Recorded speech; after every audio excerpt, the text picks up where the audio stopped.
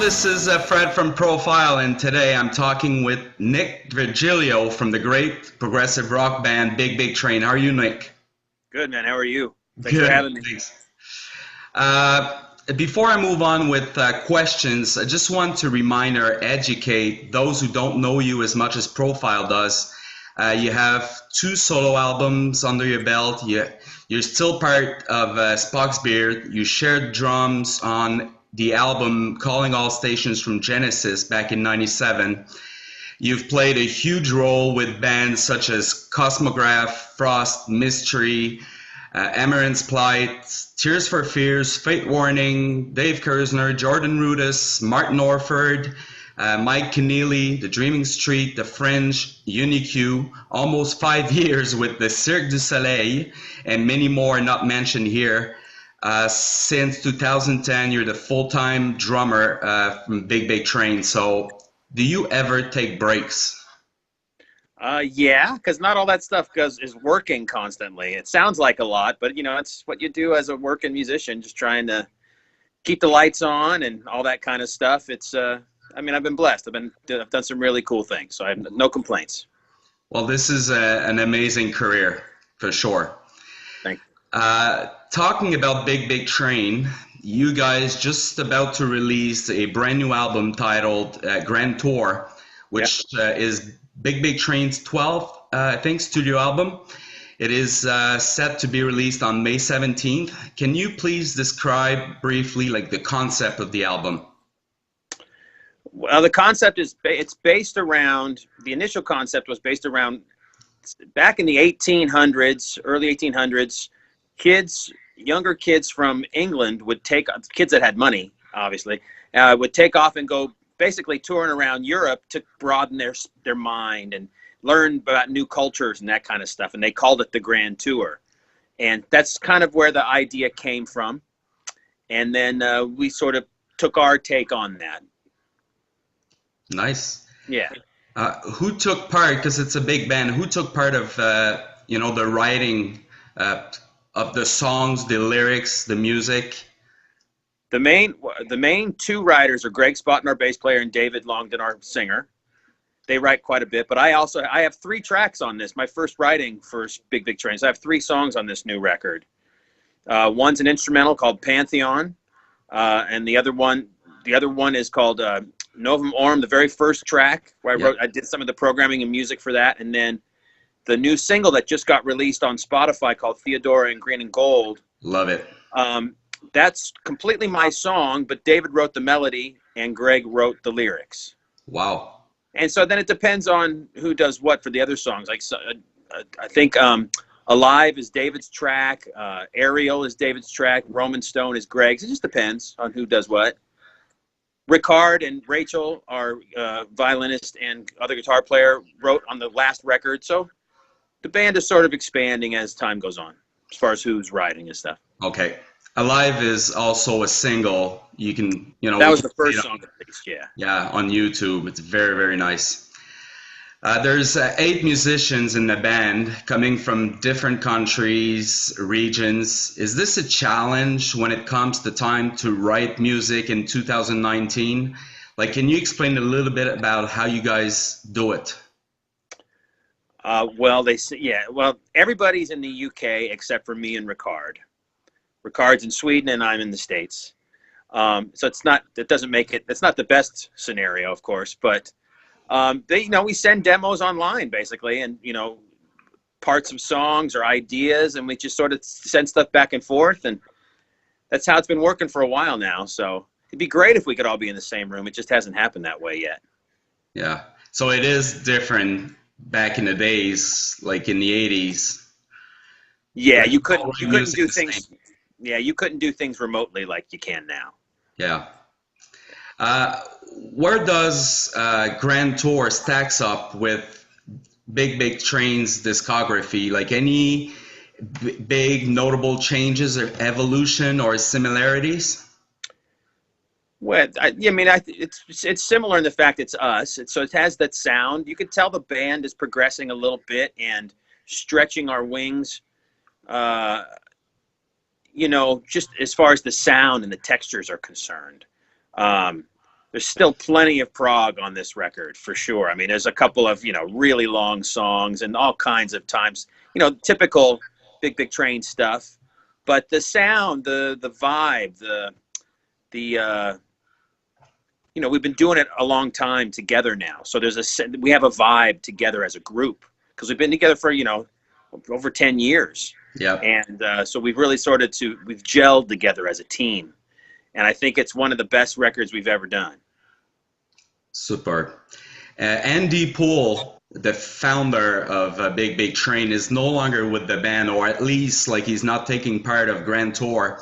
Was it a challenge to do it without him? And like I know David took the role as the bass player on this album. No, Greg is the bass player. Greg is our Greg, yes. Yeah, Greg's our bass player. Yes. It's sad not to have Andy around anymore, but it didn't make anything more hard or easier without him here. You know what I mean? He's a great guy and definitely miss him, but just decided to move on. Yeah. But it still sounds like Big Train. I mean, it's totally is a Big Train album for sure. Definitely. What about playing live? Again, you guys are a fairly large group and pretty much play in different bands. So how do you get to fit in live performances? Well, it's hard, but we're starting to expand that as well. It's just taken time with this band to build that momentum for live gigs. So we have a tour this October in the UK. And then we got booked to play Rozfest in the States. Wow. Next May, which will give us the opportunity to do some more shows on this side of the pond. So definitely coming up to Canada. I would suspect we'll do a gig in Quebec City and Montreal at least. Hopefully Toronto, maybe if we're lucky, that kind of thing. And then a few more around the United States. So everything's in the planning stages now, but at least we know we have Rozfest inked, and that'll be our first step to playing over here. So North American tour, at least a good leg. Yeah. That's great news. People will be happy to hear that. Definitely. Well, now about you. Anything you can share about any other projects you may be involved with or actually working on? Definitely. I'm working on another solo record of my own. Oh, good. I'm about in the middle, halfway done with it now, and kind of doing it here in conjunction with my job at Sweetwater here in the States. Got a lot of great guest artists. It's a concept record called Invisible. It's not a typical prog record. I think it's more of a rock record than prog, but it definitely has its technical moments all around. There's 14 tracks, all original music except for one song. There's one cover on it, and so I'm really excited about that. Hopefully, I'll have it ready by September of this year. Will you play drums, sing guitar, and all that, or? Yeah, I'm doing all the drumming and the singing for sure. Okay. And then some various things throughout the record too. Yeah, because you're a good guitar player as well. I try. You try. Not everyone that knows exactly what you did with the Cirque du Soleil, but since it's a Canadian or a Quebec company at first, can you explain a little bit about your responsibilities during the time with this worldwide known circus? Sure. I was in the band for a show called Totem. Yes. And I played drums and I sang and I played guitar out front on one song. And I was also the assistant band leader. So I was conducted shows once or twice a week. And so I had a pretty busy job. It was great. I did that show 1,426 times before I left.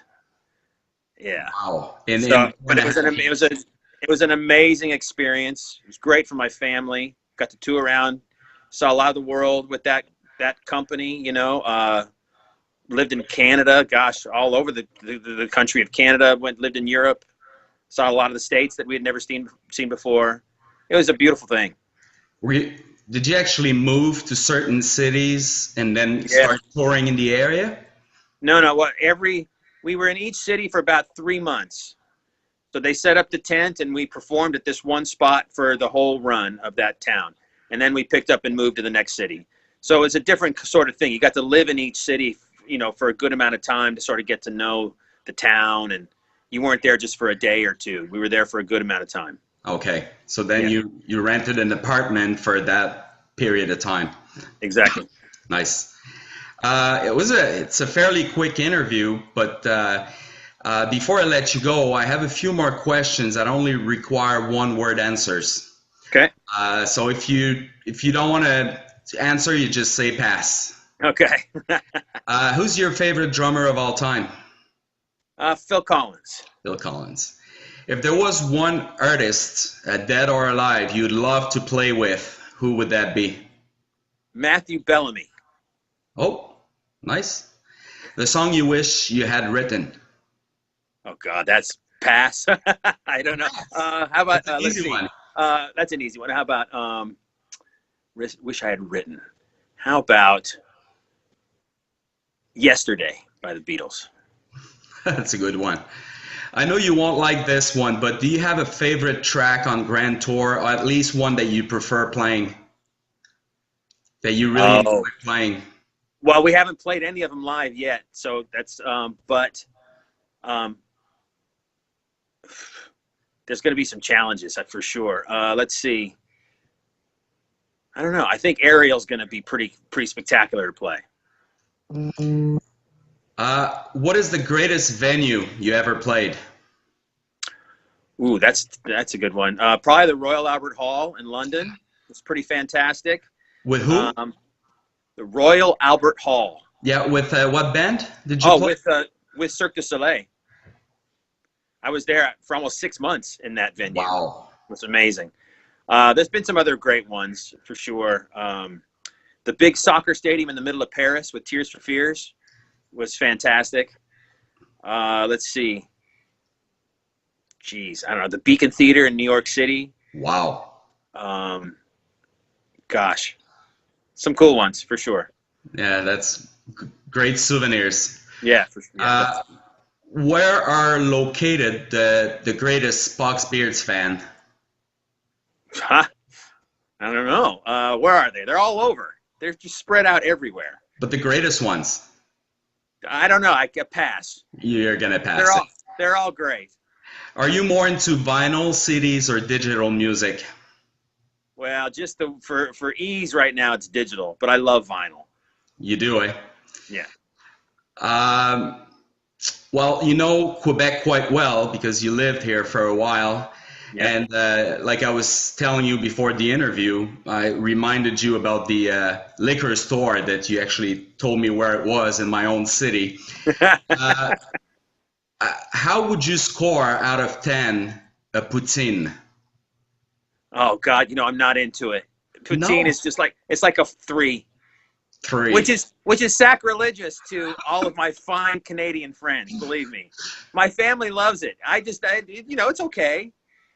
It's okay. Yeah. It's not my favorite. It's okay. A lot of fat. Well, that's for sure. And there's some amazing food in Quebec as a whole.